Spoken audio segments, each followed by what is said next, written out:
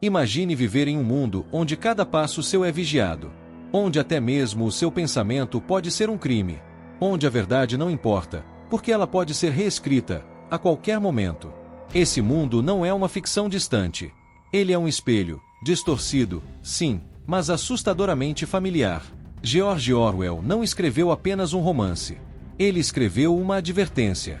Um sussurro urgente vindo do passado, tentando nos acordar antes que seja tarde demais. Neste vídeo, você vai entender por que 1984 não é apenas uma história, mas um mapa sombrio do que já está acontecendo. E como reconhecer os sinais antes que se tornem normas.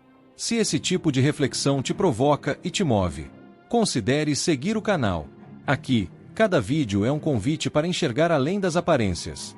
Vivemos em uma era em que o olhar que nunca dorme já não é mais uma ficção distópica, mas uma presença invisível e constante em nossas rotinas. O símbolo do grande irmão, eternizado por George Orwell, antes despertava temor e resistência diante da ideia de vigilância total. Hoje, essa vigilância se disfarça de conveniência, algoritmos personalizados e promessas de segurança. Não há mais necessidade de força. Entregamos voluntariamente nossa localização, gostos, hábitos e pensamentos mais íntimos em troca de conexão e praticidade. O controle constante deixou de ser imposto, tornou-se desejado. A normalização desse controle revela algo mais profundo: o desaparecimento gradual da fronteira entre o público e o privado. Plataformas digitais incentivam não apenas a exposição, mas também a autocensura. Sabemos que estamos sendo observados, então passamos a moldar nossos comportamentos, falas e até emoções conforme as expectativas da audiência invisível. É um teatro silencioso, onde cada um se torna ator e espectador de si mesmo, sem perceber que o roteiro já foi escrito por estruturas de poder mais sutis, porém onipresentes.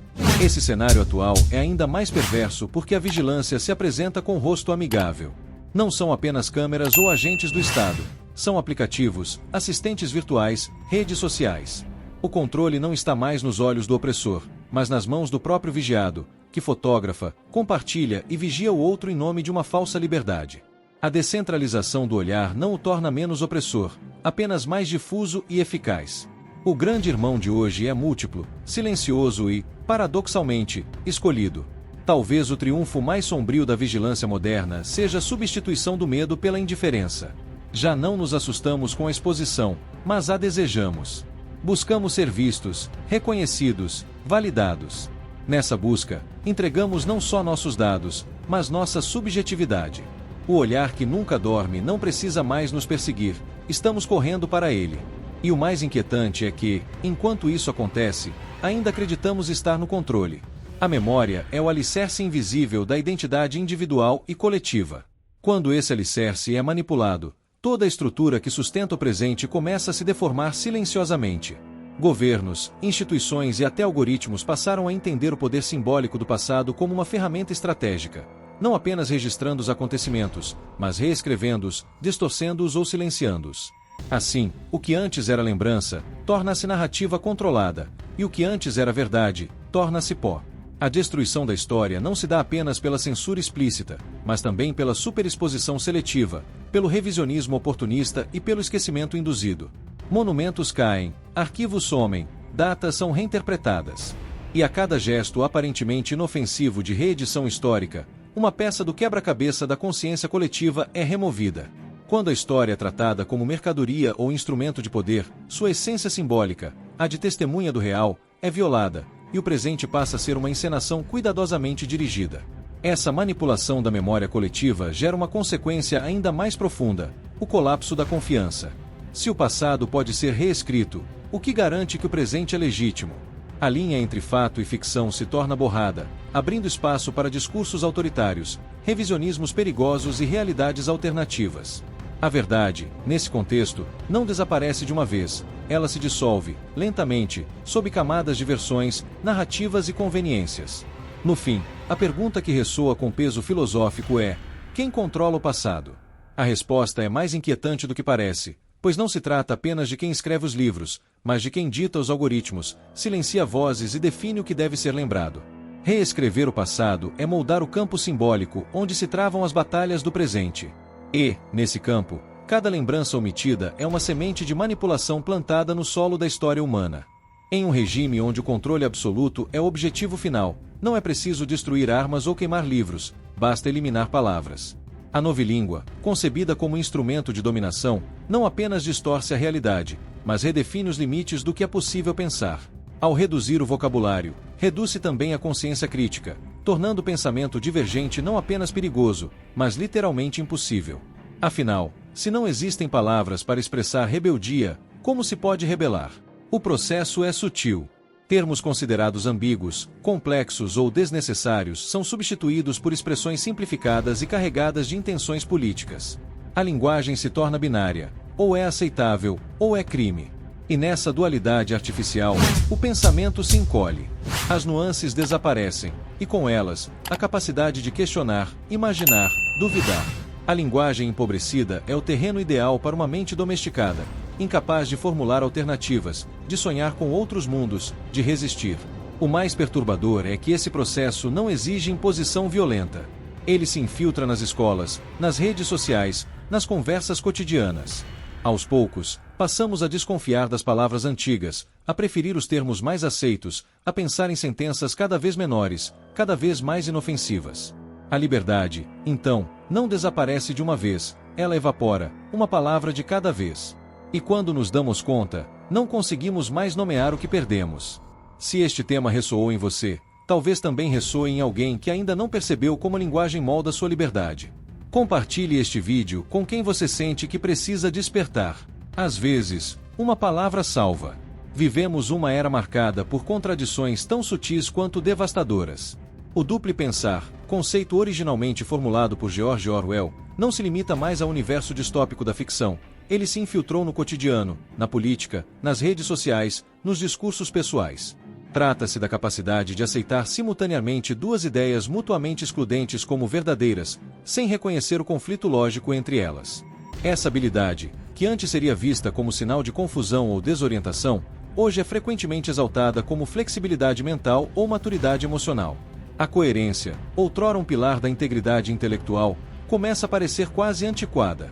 O colapso da coerência lógica ocorre porque o mundo contemporâneo exige que estejamos em muitos lugares ao mesmo tempo, inclusive em posicionamentos morais e ideológicos. Espera-se que sejamos defensores incondicionais da liberdade de expressão, desde que essa liberdade não ofenda, que valorizemos a ciência, mas apenas quando ela valida nossas crenças, que sejamos críticos do sistema, mas dependentes dele para a validação. O duplo pensar se tornou uma ferramenta de sobrevivência simbólica. Ele permite que o indivíduo se mova entre mundos contraditórios sem ser dilacerado pela tensão entre eles. Mas há um custo: a verdade se fragmenta, e com ela, a capacidade de pensar de forma íntegra. Essa habilidade moderna, embora útil em um ambiente de excesso de estímulos e demandas cognitivas conflitantes, também corrói os alicerces da responsabilidade pessoal. Quando tudo é verdade e mentira ao mesmo tempo, o indivíduo se desobriga da difícil tarefa de escolher um lado, de sustentar uma posição com consequência. O duplo pensar permite viver em uma zona cinzenta permanente, confortável, porém descompromissada. A ambivalência se torna virtude, e a contradição, um estilo de vida. O que se perde é a coragem de encarar a dissonância e fazer perguntas que desestabilizam, mas também libertam. No fim, o colapso da coerência lógica não é apenas um sintoma de tempos confusos, mas também uma escolha coletiva inconsciente. Preferimos a segurança do paradoxo domesticado à dor da lucidez crua.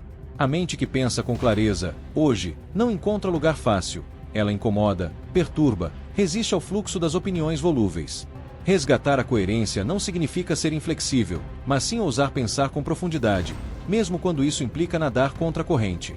Em tempos de duplo pensar institucionalizado, a lucidez é um ato de resistência.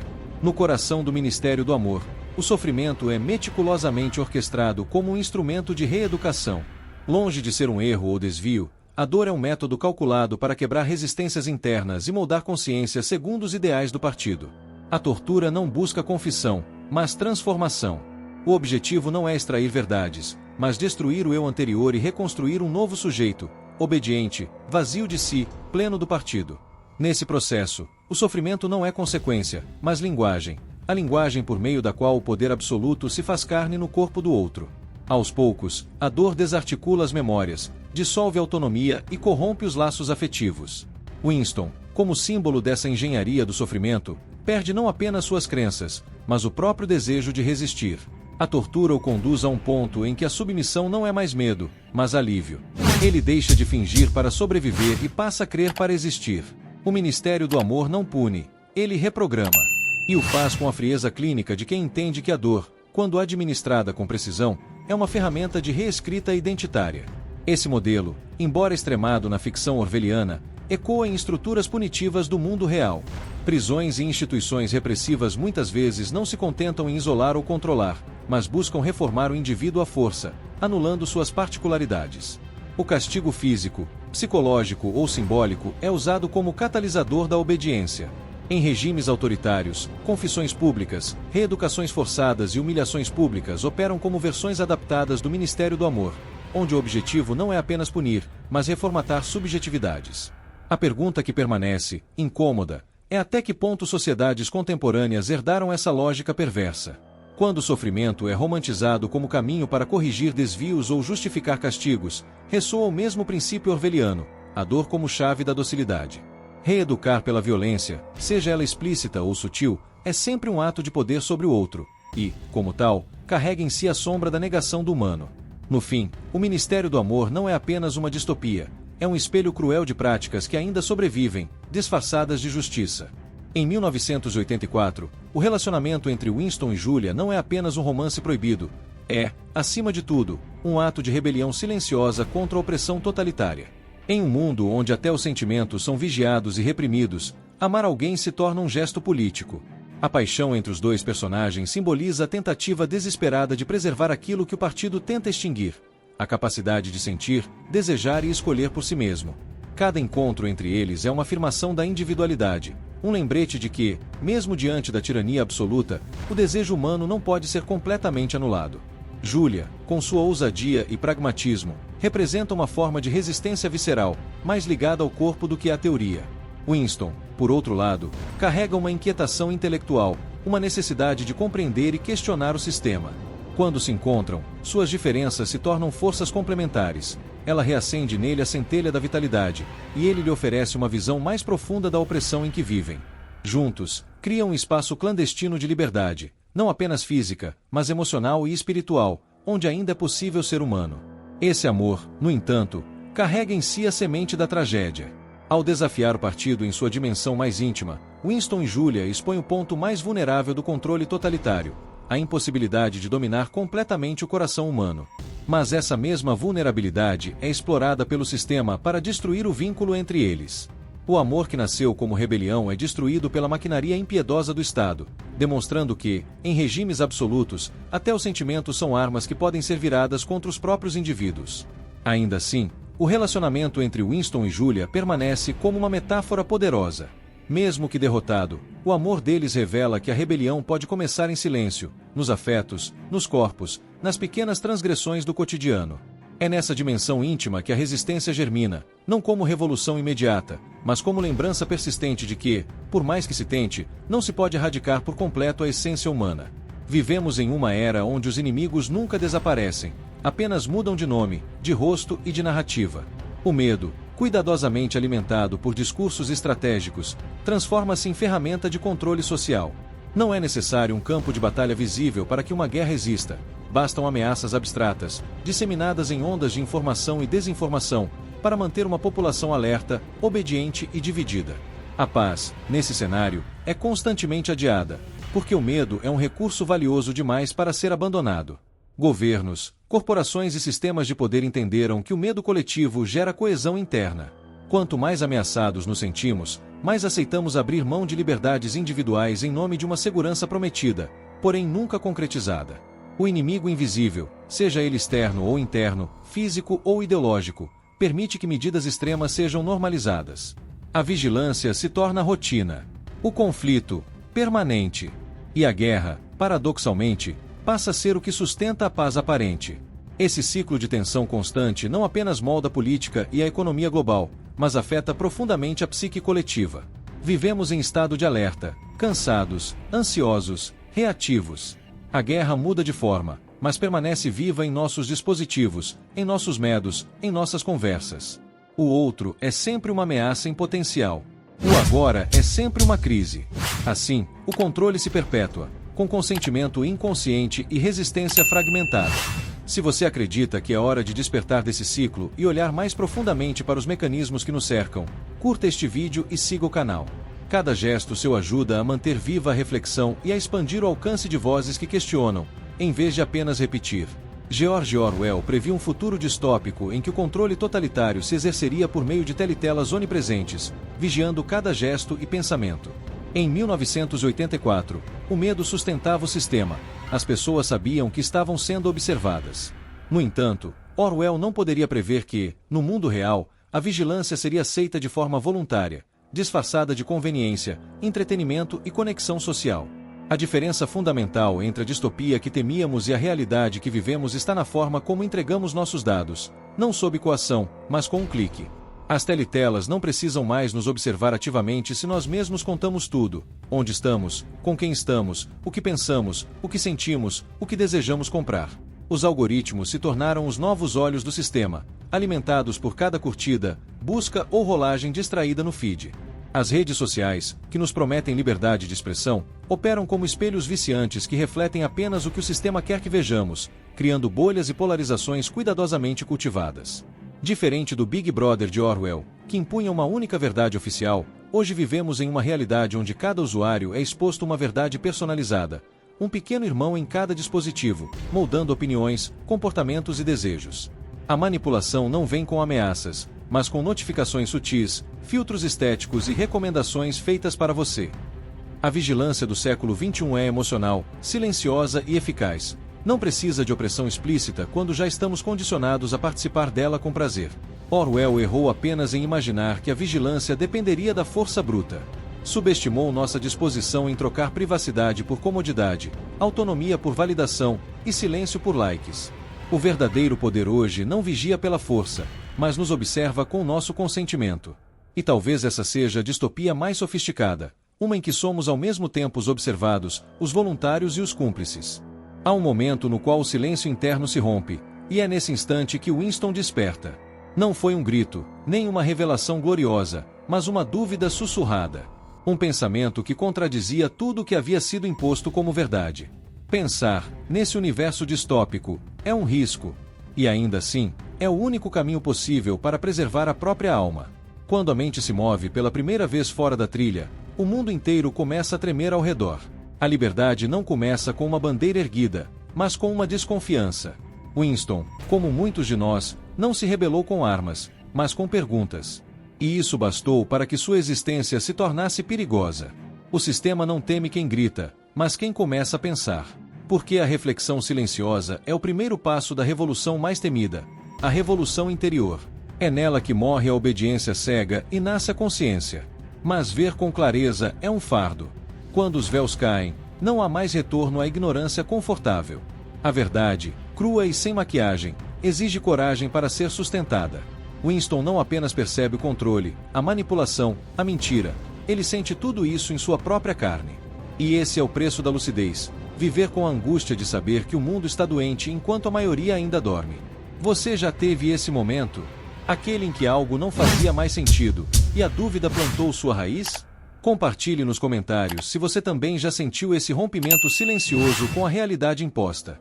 Às vezes, basta uma história como essa para perceber que nunca estivemos sozinhos em nossos pensamentos mais perigosos. Na engrenagem silenciosa do sistema, a individualidade se torna um obstáculo.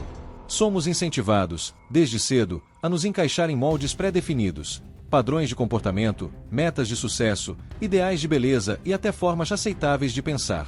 Essa homogeneização sutil não se apresenta como opressão direta, mas como um convite ao pertencimento, um convite que exige, em troca, a diluição de tudo aquilo que torna o sujeito único. A promessa de segurança e aceitação esconde uma moeda de troca sombria, a renúncia da singularidade em nome da funcionalidade. À medida que a sociedade se torna mais automatizada, algoritmizada e padronizada, as diferenças profundas entre os indivíduos são tratadas como ruído a ser eliminado. Não há espaço para o erro criativo, para o pensamento não linear ou para as emoções intensas que escapam das categorias previsíveis. O eu passa a ser apenas um perfil de consumo, uma soma de dados previsíveis, uma identidade moldada não pela interioridade, mas por estímulos externos calibrados para manipular. Nesse processo, a subjetividade é domesticada, tornada inofensiva, encaixada em fluxos de comportamento que favorecem o controle. Essa diluição da identidade não é apenas uma consequência colateral de uma sociedade hiperfuncional, é um método de dominação. Um ser humano que não reconhece mais sua própria individualidade se torna mais fácil de conduzir, mais vulnerável à propaganda, mais disposto a seguir ordens sem resistência interior. A anulação simbólica do eu profundo rompe a ponte entre o ser e seu sentido existencial. A vida se transforma em um fluxo contínuo de obrigações, metas e distrações, enquanto a consciência adormece sob o ruído da conformidade. A ameaça não está apenas na perda de autenticidade, mas no esquecimento do que significa ser livre. Quando a individualidade é corroída, também se enfraquece a capacidade de questionar, de imaginar alternativas, de sonhar fora do roteiro. A dominação mais eficaz é aquela que não precisa de coerção visível, porque já se instalou nas estruturas mais íntimas do sujeito. O eu diluído não sente falta de si mesmo, e é exatamente por isso que esse apagamento se torna uma ameaça existencial silenciosa. Em um mundo onde a vigilância se disfarça de segurança e a manipulação da linguagem dita os limites do pensamento, 1984 permanece como um grito silenciado que ecoa através das décadas. George Orwell não escreveu uma profecia, mas um alerta. A obra não pretende prever o futuro, e sim revelar as sombras que já habitavam o presente de sua época, e que continuam a se infiltrar, sorrateiras, no nosso cotidiano. Ao erguer o espelho de uma distopia sufocante, Orwell convida o leitor a encarar o risco de se acostumar com o inaceitável. No universo de 1984, não é apenas a liberdade que está em jogo, mas a própria realidade. Quando o Estado controla a memória, a linguagem e até os sentimentos mais íntimos, a verdade deixa de ser algo objetivo para se tornar uma ferramenta de poder. Quem controla o passado, controla o futuro. Quem controla o presente, controla o passado. Essa lógica perversa ressoa cada vez mais em tempos de desinformação, revisionismo histórico e manipulação emocional pelas redes sociais. A distopia não está distante, ela se revela em pixels, discursos e algoritmos. O silêncio de Winston, sua rendição final, simboliza não apenas a derrota de um homem, mas o colapso do espírito humano diante de uma máquina opressora. No entanto, ao contrário do que muitos acreditam, 1984 não termina com desesperança absoluta. O livro nos mostra o preço da apatia e da submissão, e justamente por isso, oferece um chamado ético. É na recusa em aceitar o absurdo como normal que se preserva a possibilidade de resistência. O grito silenciado de Winston é, paradoxalmente, o que desperta em nós a urgência de não calar. Ainda há tempo. Essa talvez seja a mensagem mais inquietante de 1984. Enquanto houver memória, pensamento crítico e capacidade de empatia, há margem para escolha. O livro não exige heroísmo, mas consciência. Não nos pede para prever o apocalipse, mas para reconhecer as rachaduras que já se formam no chão sob nossos pés. Orwell não nos deu um roteiro para o futuro, mas um espelho sombrio, e a pergunta que paira no reflexo é: vamos continuar olhando ou teremos coragem de mudar o que vemos? Talvez a verdadeira distopia não esteja lá fora, mas na forma como aprendemos a aceitar o silêncio por dentro. O mundo de Orwell é uma advertência, mas a batalha mais profunda ainda é invisível. No próximo vídeo, vamos atravessar um outro tipo de labirinto. Aquele onde a ansiedade não é fraqueza, mas um sinal secreto de que a alma está à beira da grandeza. Você já sentiu isso sem saber explicar? Então, fica por perto.